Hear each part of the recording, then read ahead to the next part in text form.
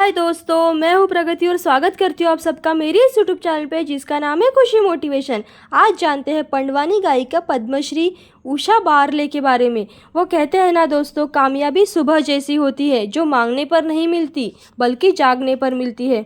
और तो और हार और जीत आपकी सोच पर निर्भर करती है। मान लो तो हार और ठान लो तो जीत। ऐसे ही कहानी पंडवानी गायिका उषा बारले की है। दुर्ग से छत्तीसगढ़ में केंद्रीय गृह मंत्री अमित शाह ने चुनावी रैली का आगाज़ किया है।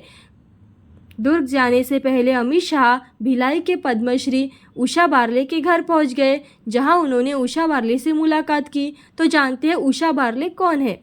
केंद्रीय गृह मंत्री अमित शाह भिलाई के पंडवानी उषा बारले के घर पहुंचे, जहां उषा बारले छत्तीसगढ़ की मशहूर पंडवाई का गायक है।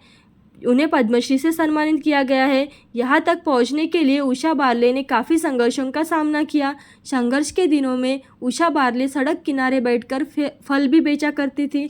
अमित शाह ने उषा बारले को मोदी सरकार की 9 साल की उपलब्धियों के बारे में जानकारी दी।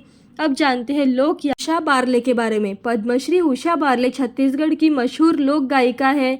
लोक संगीत के क्षेत्र में उनकी अलग पहचान है। दुर्ग इलाके में छत्तीसगढ़ लोक संगीत पंडवानी गाती है।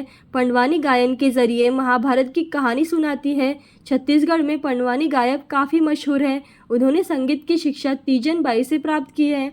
अब जानते हैं विदेशों तक कैसे पहुंची। पंडवानी गायक ने उषा बारले का नाम काफ़ी बड़ा है। वह छत्तीसगढ़ में ही नहीं विदेशों में भी गायन के लिए जाती है। देश के साथ साथ विदेशों में भी उन्हें बुलावा आता रहता है। उन्होंने लंदन और न्यूयॉर्क जैसे शहरों में अपनी प्रस्तुति दी है।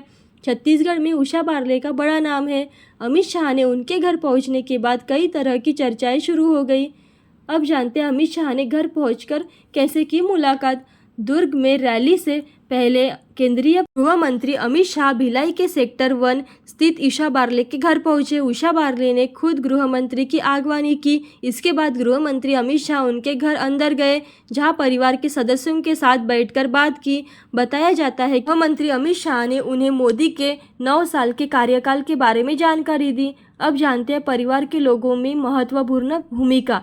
पद्मश्री उषा बारले में एक साधारण परिवार से है। उन्हें आगे बढ़ने के लिए उनके परिवार के लोगों ने काफ़ी महत्वपूर्ण भूमिका निभाई है। खास कर उनके चाचा ने महत्वपूर्ण भूमिका निभाई है।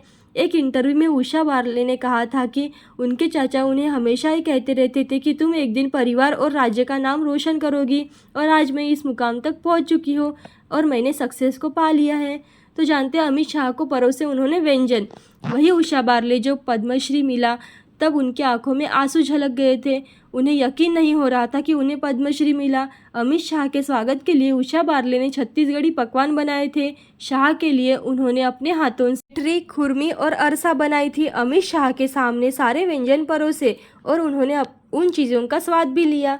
तो आपके अंदर कोई भी टैलेंट हो तो उसे बाहर लाइए, दुनिया उसका इंतज़ार कर रही है। ऐसी अच्छी कहानियाँ और मोटिवेशनल वीडियोस देखने के लिए खुशी मोटिवेशन को लाइक शेयर सब्सक्राइब ज़रूर करें। Thank you so much.